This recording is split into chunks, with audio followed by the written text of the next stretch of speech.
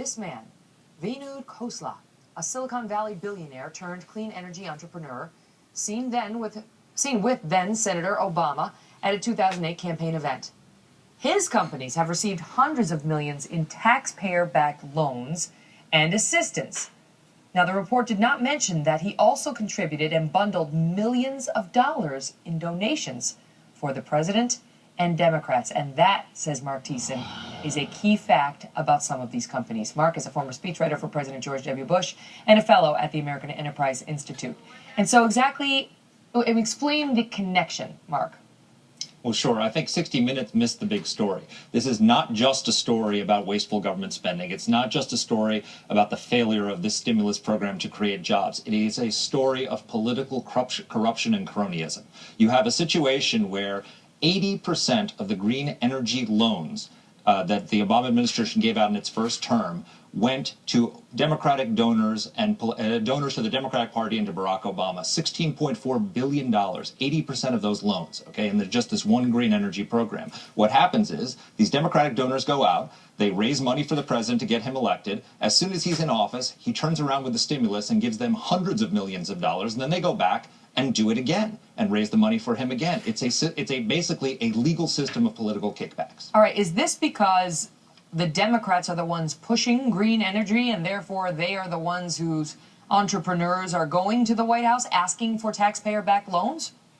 Absolutely. The government, I mean, this is a liberal philosophy of the government picking winners or losers rather than the free market. Well, but then you would expect that. I mean, so then where's the controversy in, you know, the fact that so many of the recipients of these taxpayer-backed loans are bundlers for the president? These are his guys. This is the program they believe in. Well, this guy, Vinod Khosla, called himself a Republican for Obama. So he considered himself to be a Republican. But Vinod Khosla, so Leslie Stahl has Vinod Khosla sitting there in the room, and the one question she doesn't ask him is, so you got $100 million from Barack Obama. How much did you give or raise for Barack Obama?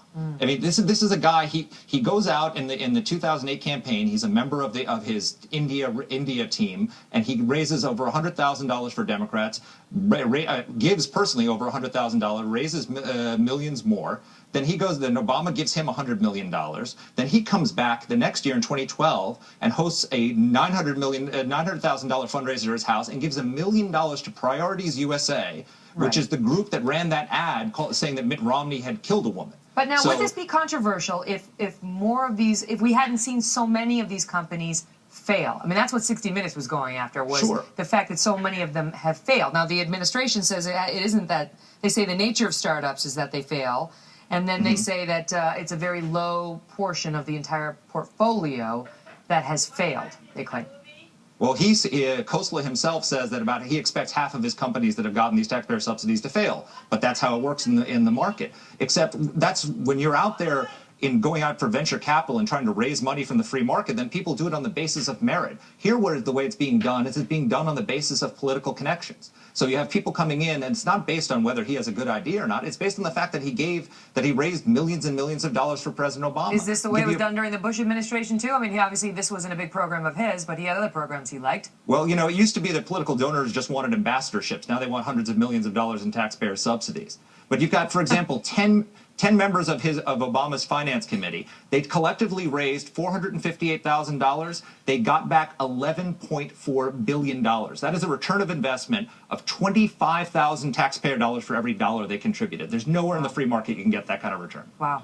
And you think about that. You think about that kind of money, and you think about the stories we've been doing lately about what's happening to our veterans, and it makes you really question priorities. Mark, great to see you. Thanks, Megan.